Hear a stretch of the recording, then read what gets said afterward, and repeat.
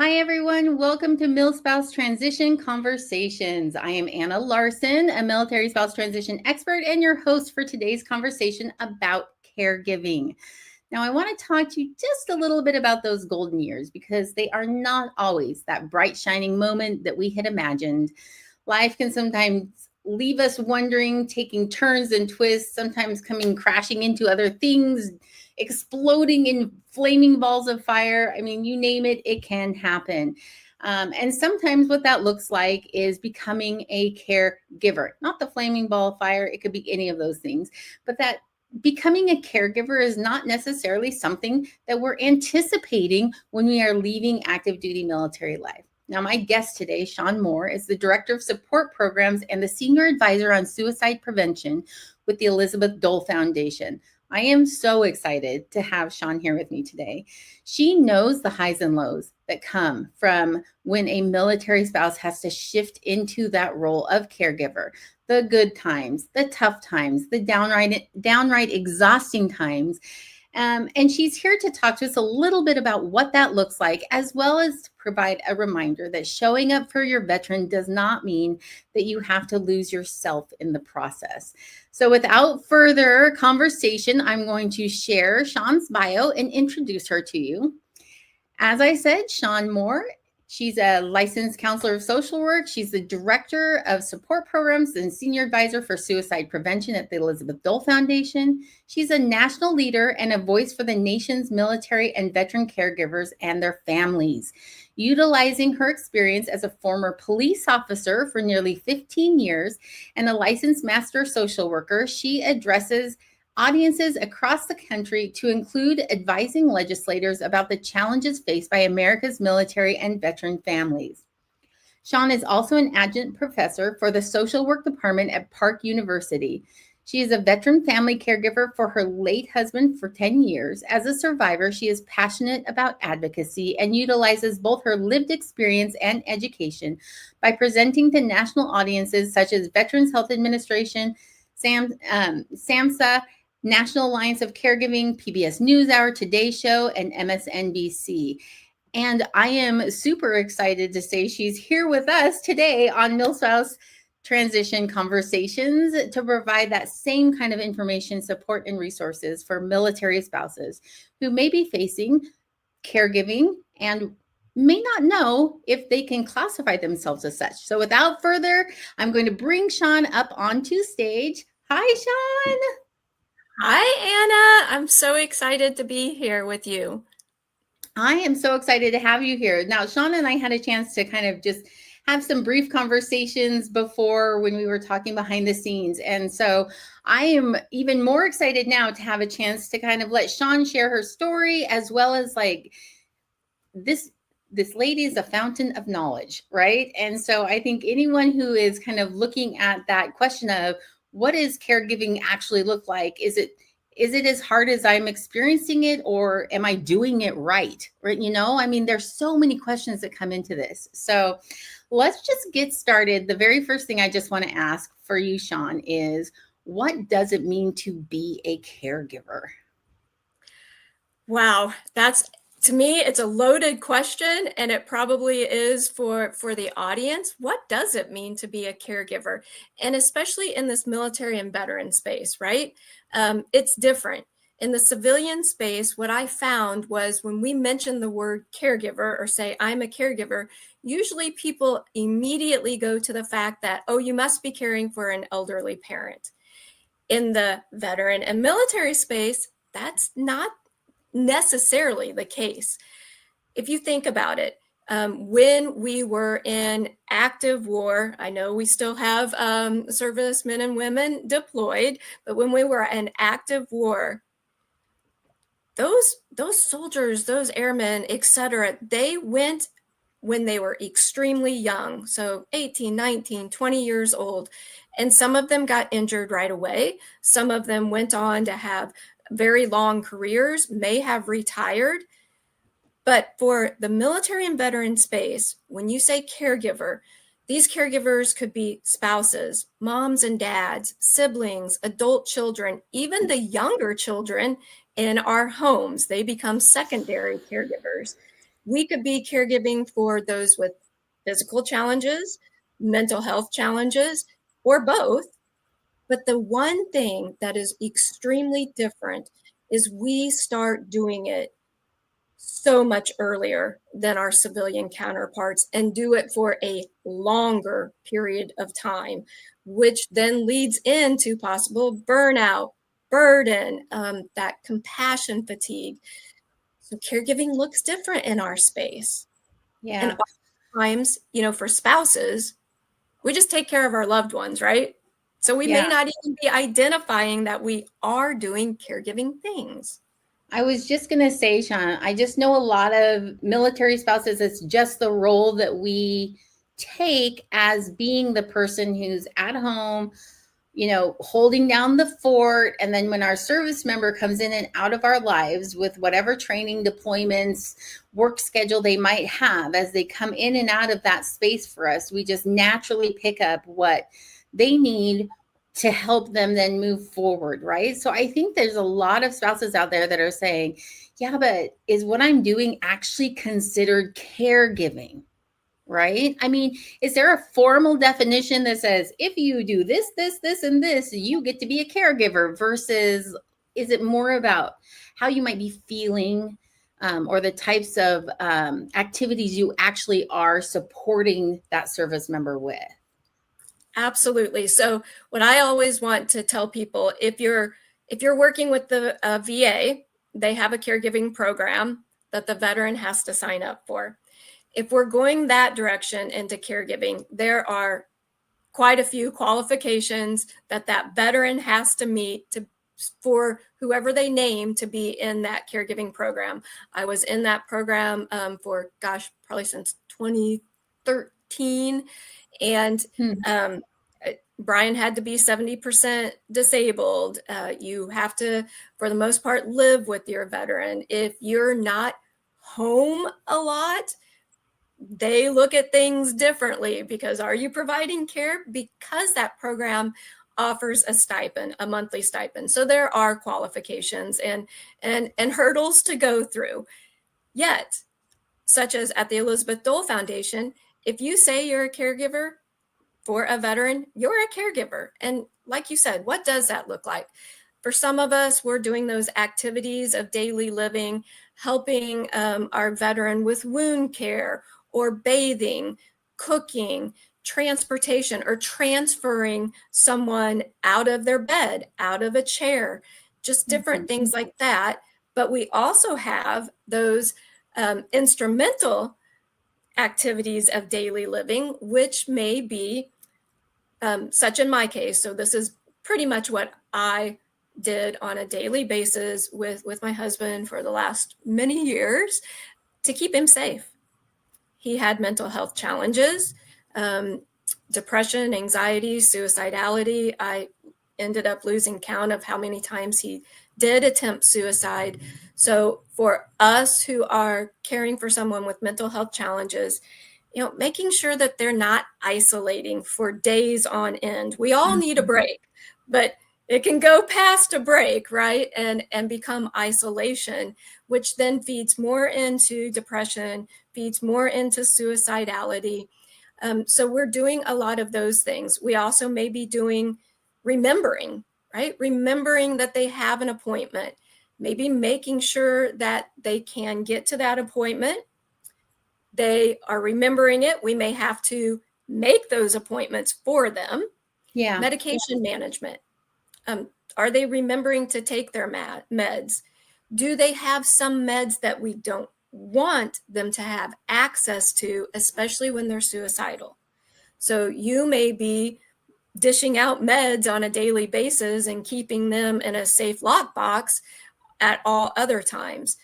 Another thing, what are we keeping firearms outside of a lockbox, a safe, especially when our veterans may be suicidal? What does that look like? So we kind of find ourselves walking on eggshells lots of times throughout the day, because for those that do have mental health challenges and have those, those combat experiences and tragedy through combat, whether losing friends, losing colleagues.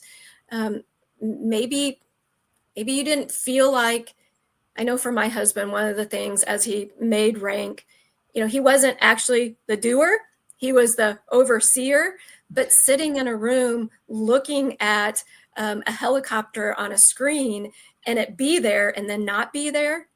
And then he felt like he couldn't do anything. So there was a lot of survivor guilt, PTSD afterwards, moral injury.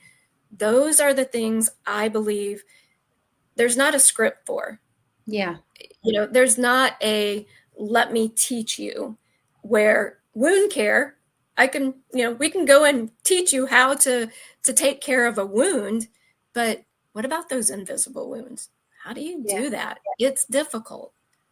It is difficult. And I appreciate what you're saying right now, because I think a lot of times as a military spouse, we think, well, he's still functioning. I say he as in the veteran, right? It's not always a he, it's also a she's. So the veteran is still functioning. So maybe they're not, their PTSD isn't enough to consider myself a caregiver, or maybe it, because they can still do things on their own, I don't qualify myself as such. But there's a mental load that happens as part of that process of being with that person, watching over them, thinking about them, trying to, like you said, think through that process of where are the firearms in our house? What medication do we have? What other means? Are they out seeing friends? Who's buddy checking my service member, right? Like going through that process of really kind of like outlining what it is you need to be looking and watching for. And a lot of times we just do it naturally because it's what we've been doing. I mean, if you've been in the military family life for longer than about 10 years, these are natural rhythms that you're going through as a spouse and as a military family, like some of these things I'm talking about. But I appreciate you saying what you said, because I think there's a lot of spouses that think, well, it's not that bad yet, so I shouldn't classify myself as a caregiver. Would you say, I want to just jump for a minute over to that idea of the veteran, and their needs, right? So one of the things that I had asked you was about navigating a veteran's triggers and behavioral changes. And we touched just a little bit recently about what that kind of might look like, whether it's physical and or mental. So what would you be telling a caregiver about this part of it, right? Like, I mean, this all kind of flows into what we were just saying, right? Absolutely. When I first met my husband in 2013, I really felt like I knew what I was doing. I was a police officer at the time. I'd responded on calls with veterans who had some mental health challenges. But boy, when I experienced going through his first flashback with him, I'm like, nope, I am ill-equipped to do this. And I wanted to be able to help him, though. So I always believe knowledge is power. We never stop learning, no matter how old we are. I'm in my 50s, I'm still learning. But if we don't know what the symptoms are of PTSD, depression, suicidality, that leaves us kind of before the starting gate, and we're not there yet. We need to educate ourselves. There's plenty of books out there. If your loved one is seeing a provider, ask them, what are the symptoms that I should be looking for? Is it, like I said, isolation, hypervigilance? What are those things? Suicidality? Are they giving things away? Are they making amends with people? Those are things that we can know. But at the same time, I want to be very, very, very cautious about putting too much of those burdens on a caregiver, a spouse, an adult child, whoever is taking care of that veteran. We can't do it all. We cannot do it all. And these spouses, caregivers, you have to understand that caring for someone with mental health challenges can become very burdensome. It creates burnout, secondary PTS. You have to watch those things in yourself too. And remember, like when you're just getting out of the military, that person may not know what their triggers are. We didn't know all of them. I met Brian as he was being medically discharged after 23 years, and he wasn't even sure what all his triggers were. And I sure didn't know them. So it's a learning process together with your person as well. That's a lot of it. A lot of veterans, they don't want to talk about their time in service. They feel like if they do, they're putting too much on their spouse or their caregiver. For Brian and I think it was a little different because I was a police officer, and though it's different, there are some similarities. So we talked a great deal about anything and everything. One of the triggers that we didn't know at the time, going into Walmart or Target, and in the electronic section, all the TVs on the wall, when we would hit that section, he would, I mean, immediately, huge trigger. You could see it in his body language. He kind of froze, and we knew that, okay, that's a trigger. Why? Well, sitting in a war room, looking at all the screens on the TV, that's what the trigger was. And so I can't tell you how many carts we left in the middle of an aisle to walk out of the store. But we had to do that. But at the same time, we also knew that he had to get through that.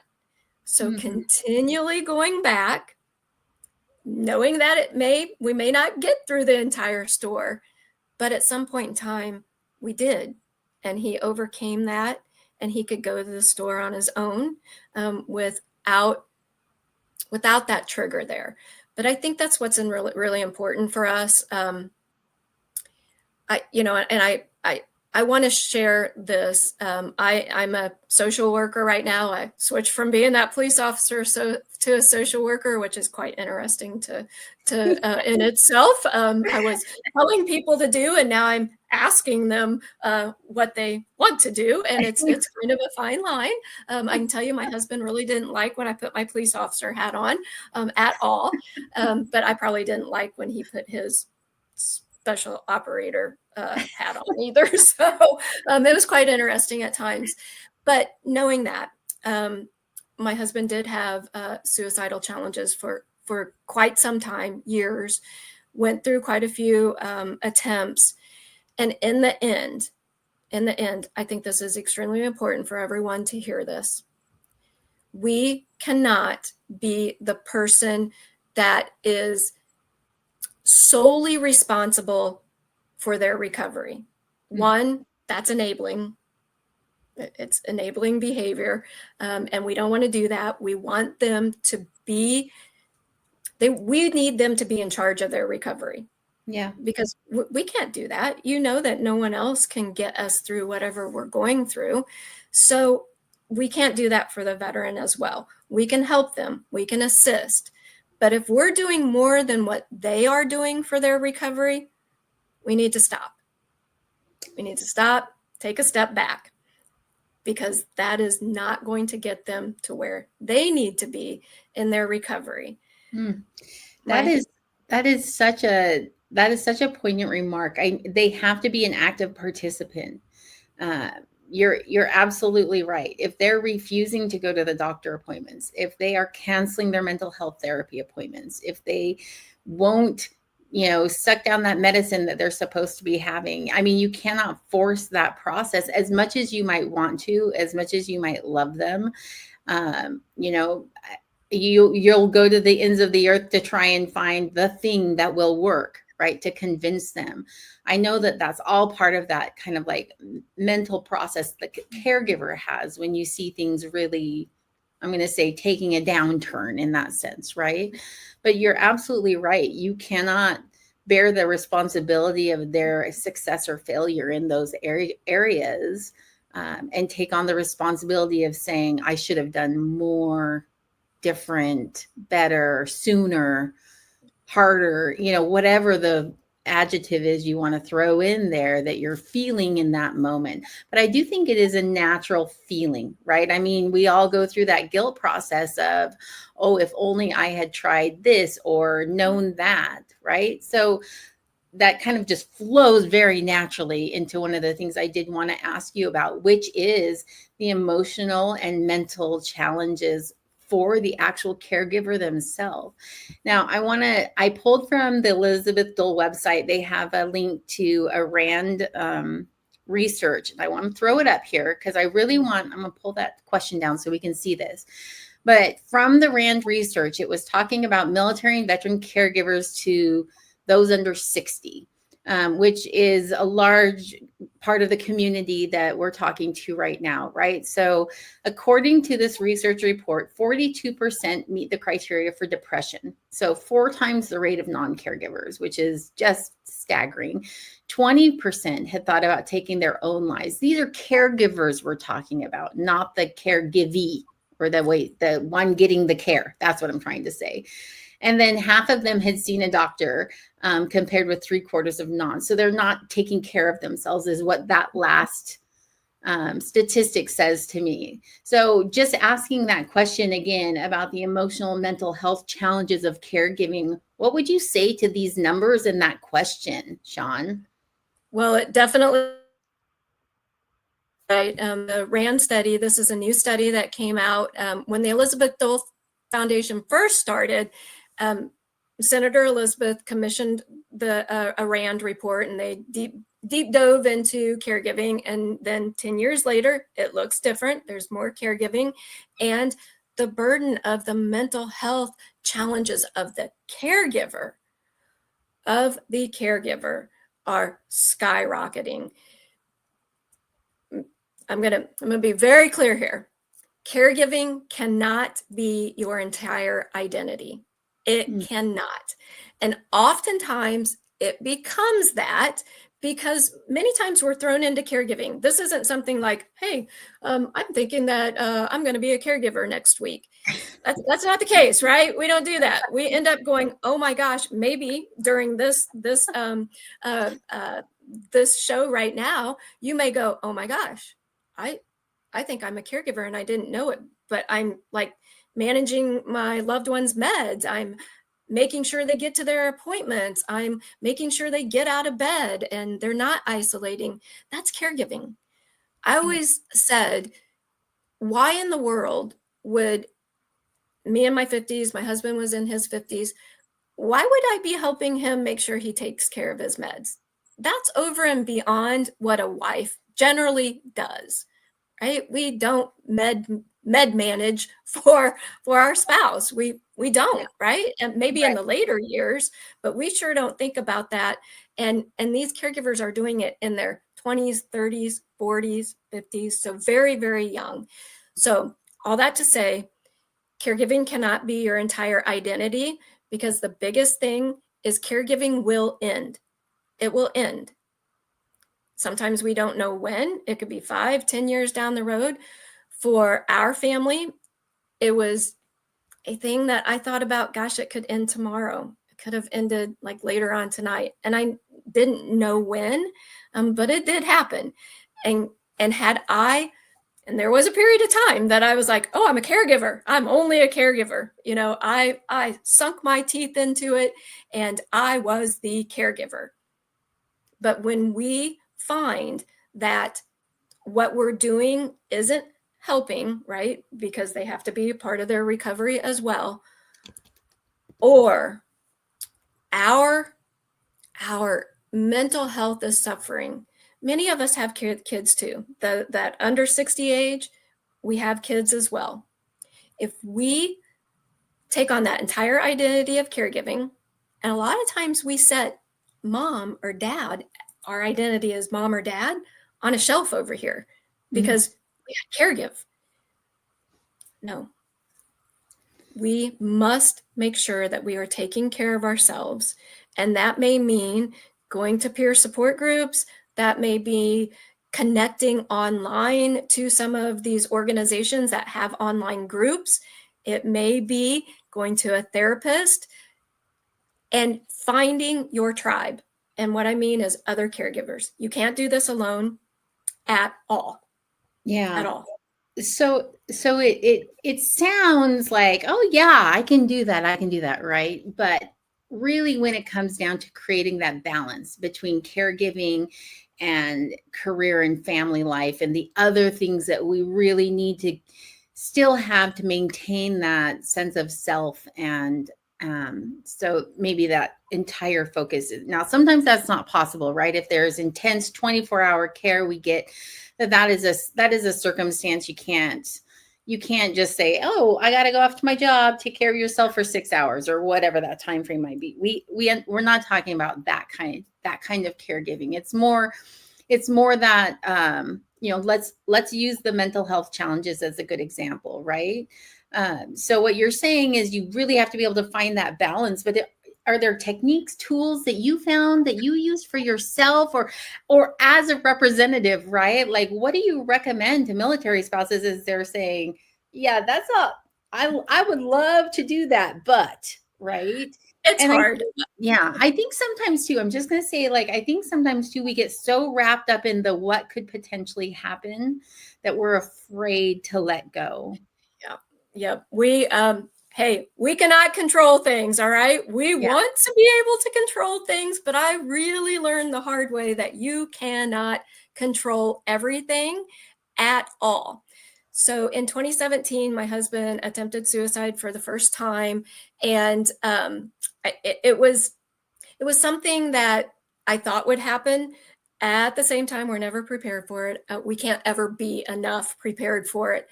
I was still a police officer at the time, and I ended up taking like 3 months off work. I didn't have that time, so I ended up taking time that wasn't paid for because I was scared to death to leave him by himself. Yeah. I didn't want him to walk out of this house because I was scared. He generally didn't attempt here at home. It was out, thank goodness, actually. But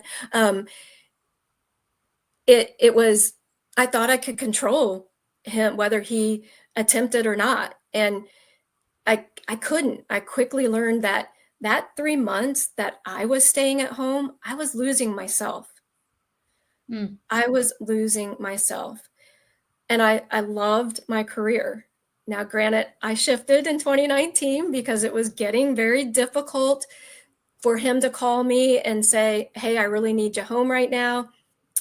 Police department is very male dominated. And when I went, hey, Sarge, I kind of need to go home. And, you're a female anyway, and it's harder to prove yourself. And then that just adds another layer to it.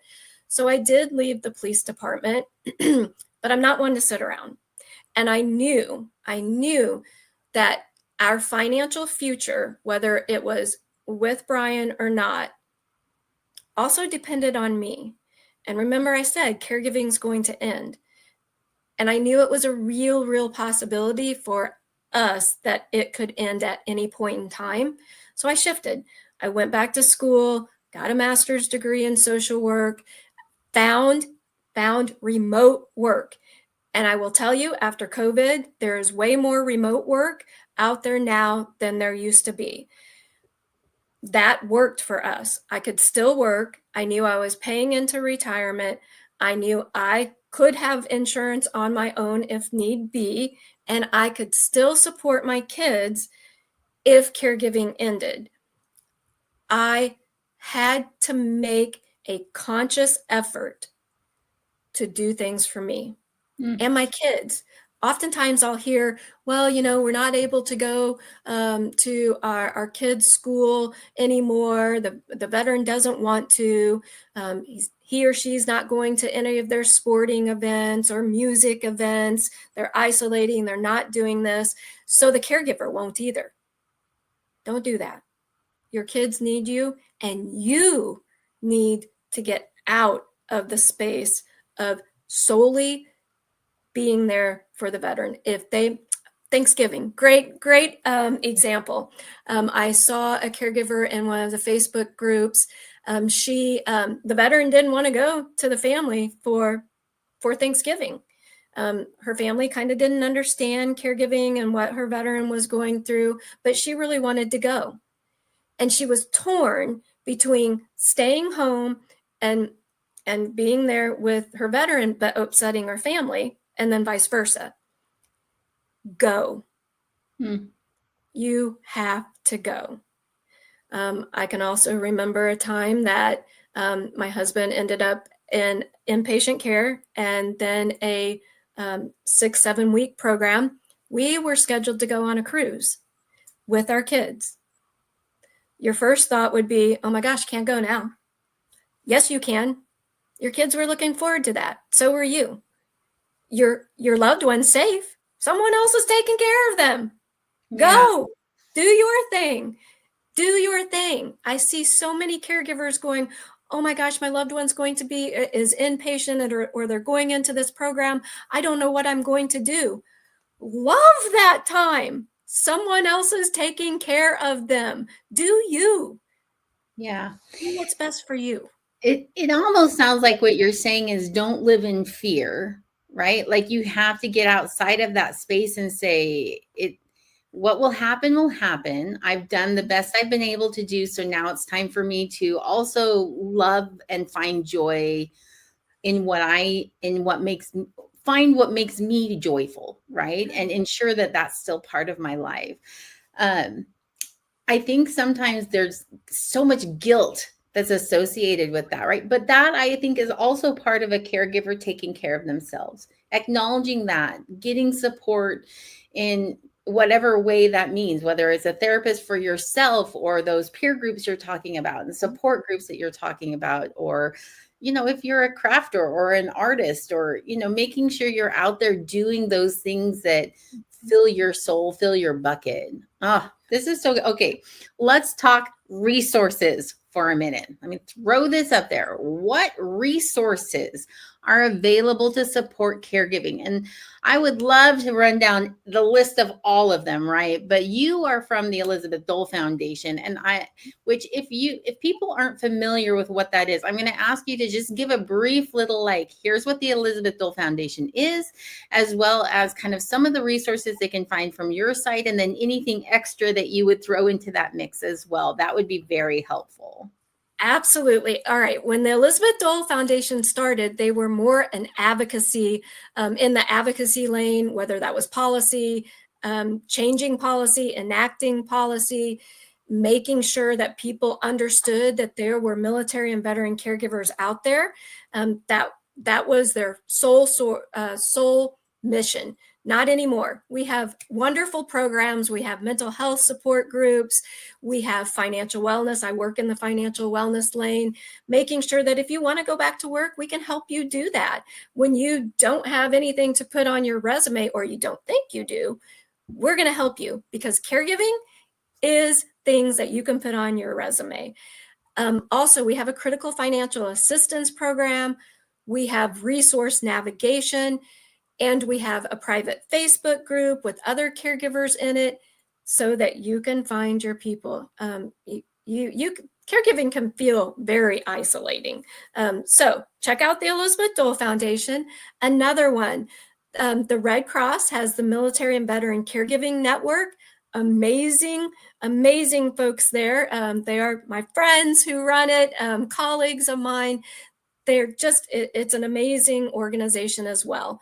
The Rosalind Carter Institute of Caregiving, they do civilian things for civilian caregivers, but also military and veteran caregivers as well. The Veteran Spouse Network, great organization as well. And I have used all of these. Right? So I'm just not throwing willy-nilly names out here that I have no idea what they do, or if they're doing good things. They are. I've used them. This is what has helped me through my journey. And I don't know if you know what, you got to have this resource too, because caregiving ends. TAPS is a wonderful organization as well. I'm very grateful to have the TAPS organization as well, because they do everything for survivors. And lots of times we go into caregiving to surviving, and that needs to be Those resources need to be available. At least put them in the back of your head if you're not using them right now, but know that they're there. Please, at the end of this, I know we're going to share my email address. Please reach out to me. Yeah. So, Shawn, one of the things we didn't really touch on, but I want to make sure is very clear when we talk about caregiving from the military and veteran perspective. I just want to make sure it's clear that it's not just the military spouse we're talking about. You could be caregiving for a parent that is a Vietnam veteran, or heck, a grandparent from World War II at this point, really, if you start it, like that's getting close, but it could still be there in that time frame. So I want to make sure that we're really clear that this is not just military spouses and their service member, or even transitioning military spouses and service members, because caregiving can happen on active duty as well.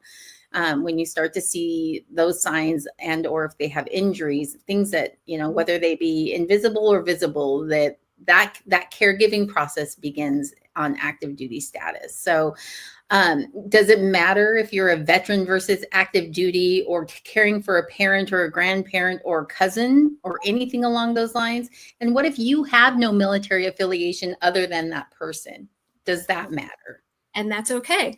At the Elizabeth Dole Foundation, as well as those other organizations outside the Veteran Spouse Network, it is for spouses. It says it in its name. But those other organizations that I mentioned, you could be a spouse, mom or dad. Remember, a lot of these young men and women joined when they were young. Maybe they didn't have a spouse at the time. They came back to their parents, and now their parents are caring for an adult child and caring for a very long time.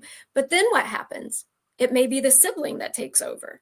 Yeah. Or in my case, I had adult children. They were secondary caregivers. Had something happened to me, they would have stepped in and been that caregiver. My 14-year-old, I can remember probably around 6 years of age, she would hear me all the time going, "Hey, hon, have you taken your meds?" She started doing it. I didn't tell her to. I don't want her to be a caregiver, but she started doing it. She also, after my husband passed away, said maybe if I was around more or stayed with him when I traveled, he wouldn't have. So they take on our burdens too. And that's what's really important. But also, it could be your neighbor that's caring for you. It could be one of your battle buddies. It could be one of your really good friends from high school that steps in. So there's, like you said, cousins, aunts, uncles. You're caring for your grandparents. Whole gamut of caregiving. It is not only spouses. And I think that's what's really pivotal in like our policy space, because what we do at the Elizabeth Dole Foundation, I'm blue in the face about this, about parents caregiving, adult children caregiving. They're not afforded a lot of the benefits that spouse caregivers are. So if you're in the advocacy lane, we toot that horn every time you get a chance to, because they're doing the same things as we are. They're doing the same things as spouses are doing. They need to get the benefits as well. Yeah, I'm gonna bring up your contact slide, because I want people to the elizabethdolefoundation.org. Okay, that's where you're gonna be going. And I was on there this morning, kind of just refreshing and prepping for this conversation with Shawn, and I'm just it's a great website. It's very clear what they offer, what they do, and who is on their site. A couple of things I want to point out from that site. The first thing is check out their caregiver fellows. I read through their bios, and you will see the wide range of caregiving that you will find that Elizabeth Dole Foundation supports. I thought that was pretty darn fascinating. The second one is that advocacy Shawn is talking about. There's a whole drop down, and you can go to it and see all of the current policy initiatives that are happening right now, and what those initiatives are called. So if you wanted to make a special recommendation to your representatives that are in part of Congress or whatever, then you can do so using the correct language and terminology. I mean, they just give it all to you right then and there, right? And then the other thing I wanted to mention was that financial piece, Shawn, that I know you're very big part of. And there's even like a wellness, like a financial wellness quiz that they have that you can take to kind of say, okay, where are we financially? Because there are a lot of costs involved in caregiving. There's a lot of costs that you're going to be medical bills and whatnot, depending on what insurance covers and doesn't cover, and co-pays and extras and all of that kind of good stuff. And as much as we love the VA, they are not always the quickest to respond to needs. So just know that that financial resource piece is huge. Now, one of the things starting to wind down. I know we've talked your ear off, right? But I have two final questions for you. One has to do with advocacy, and specifically advocating for your service member or the person you're caregiving for. Now, if they don't want you at their medical appointments, there's not much you can do about it, right? But if you can get into that permission space of speaking to doctors and whatnot, what is the best way for a caregiver to advocate, and or what is it that they need to just be, I don't know, saying constantly or doing constantly? What would be your advice in that area? So my main advice is, remember, no one likes to be yelled at. No one likes to have someone raise their voice to them. We shut down. As humans, we shut down. If somebody is yelling at me, I'm pretty much not listening to you because you're yelling at me. Remember, when you're advocating, no matter where that's at, in the civilian space, in the doctors or the VA, or even other organizations, remember, you know what your loved one is going through. You see them 24/7.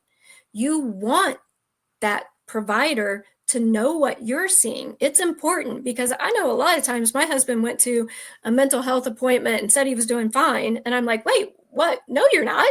This and this and this happened, right? So remember to make it wonderful for every other caregiver that comes alongside you, before you, after you. Advocate with kindness. Advocate with a voice that is loving, knowing that that provider may be overworked, they're dealing with a system of care. Don't go in yelling and screaming. You may be upset. There were plenty of times that I was upset, but they didn't listen. And a lot of times they didn't listen because caregivers before me came in, I mean, just yelling, cussing, and they're just not going to listen. So that is the biggest really thing that I can tell you. But also know, if your loved one has given permission, signed an ROI, or you're in the caregiving program at the VA, that gives you permission to speak to the doctor and they can speak back. If you're in care at the VA, or your loved one is, use that My Healthy Vet. I know the login and all that good stuff is changing, but use the email function there. Use it. For one, it stays in the record. So there's, you're not calling and then someone telling you, oh, you never called. Use the email tool. Okay. And there's a record. But they need to know what you're seeing, whether that's on the physical side or mental health side. And even if your veteran doesn't give that permission, you can still call their provider, or email is best, email their provider. They're not going to share information back with you, but you can share information with them that you're seeing. Okay. Remember that. Right. What a good workaround. Like, I was going to call it a trick, but we're not going to call it a trick. It's going to be a workaround, right? Because we're not tricking anyone. We really are just trying to do what's best for our veteran in that sense. But yes, I love that little workaround of, you can email them even if they won't respond and or provide information back. At least they're knowing what you're seeing and experiencing with that person. Oh, that's so good. So important. There was one other thing, Anna, that you touched on, our fellows. I am an alumni fellow. I will tell you, I'm in this space today because of that fellowship. It opened a ton of doors for me, and that application is open now. Oh, when does it close? It'll be more towards the end of January when it closes. Fantastic. So Yes, it will be open. And look at, like Anna said, look at those other fellows on the Elizabeth Dole Foundation's website, and you'll see there are a wide range of caregivers and what they're caregiving, who they're caregiving for, and what their daily life looks like. Yeah. We need more fellows. Yes.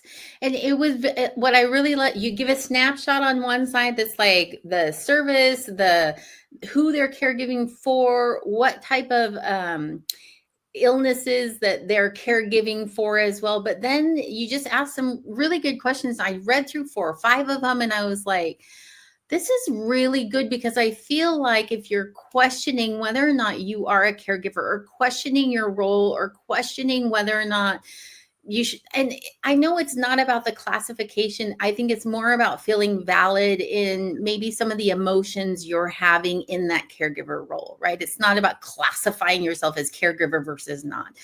But I really think you can find some common ground with understanding and saying, oh, okay, I do fit here.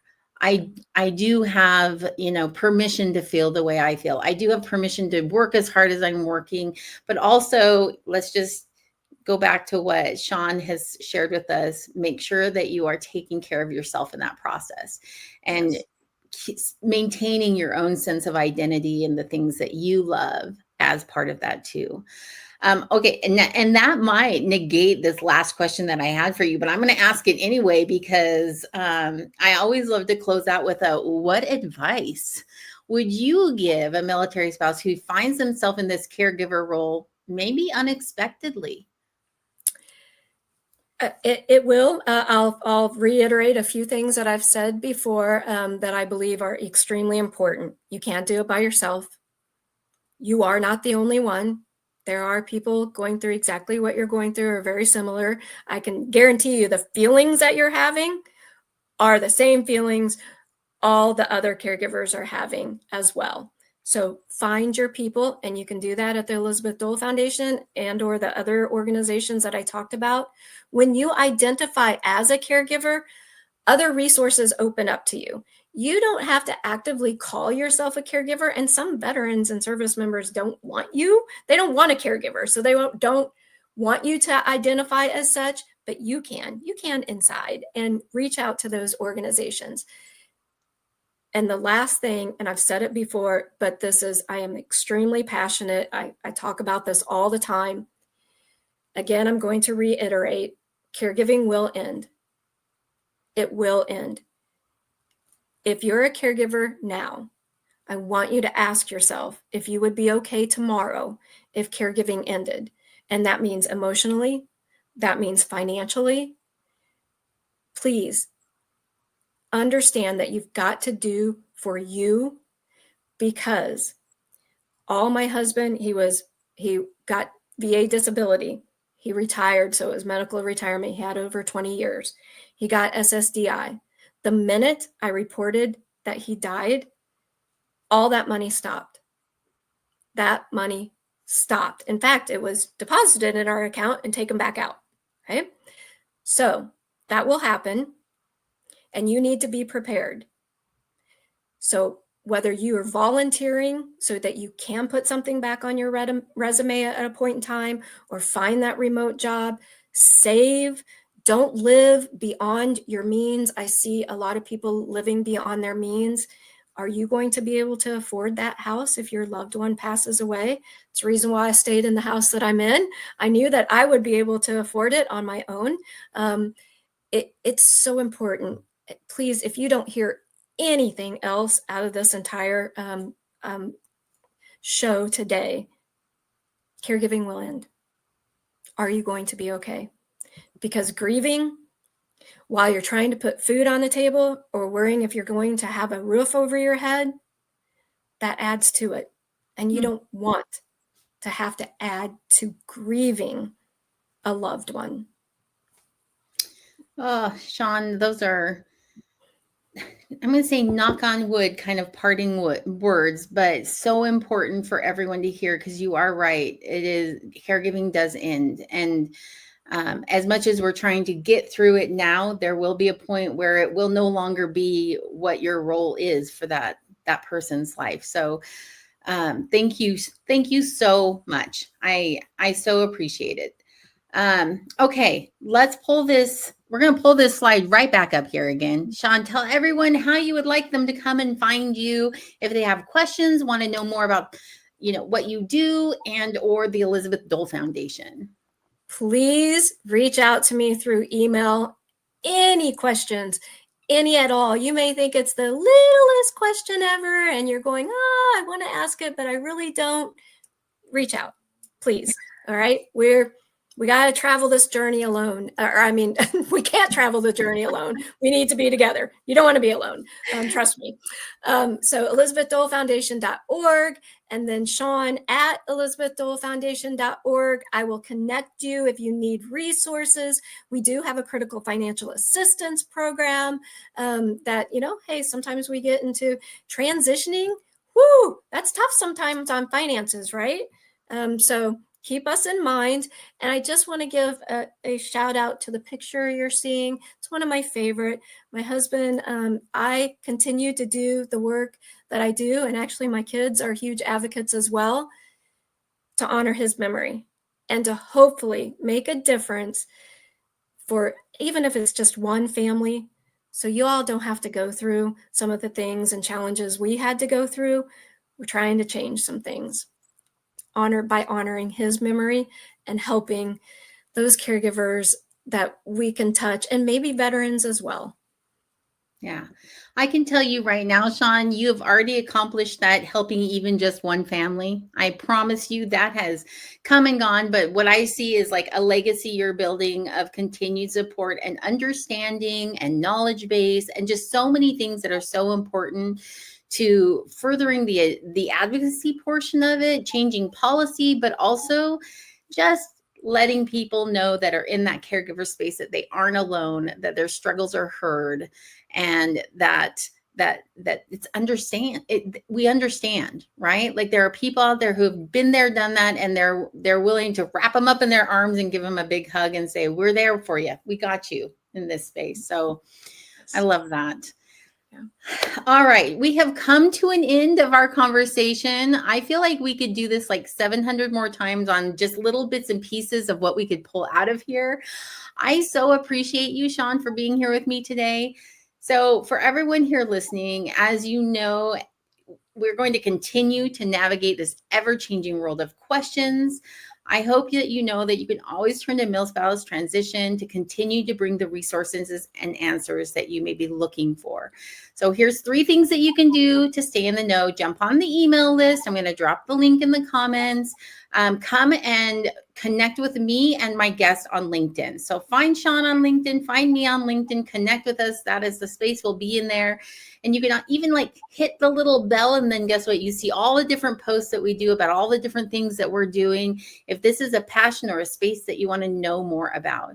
And then as always, subscribe and follow on all of the MilSpouse Transition social platforms or podcast platforms that are your favorite, to continue to get updates on what we're doing next. So thank you again, Shawn. I am so excited to say that we finally met.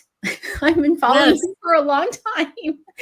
So I'm loving that we had a chance to kind of do this today, get to know each other a little bit better. And I, for one, look forward to continuing to follow and see all the goodness that you bring for caregivers moving forward. Same, Anna. I am so right back at you. I'm so excited, and we will definitely continue this challenge and journey together. Absolutely. All right, everyone. Thank you so much for being part of MilSpouse Transition Conversations today, and we will see you again soon.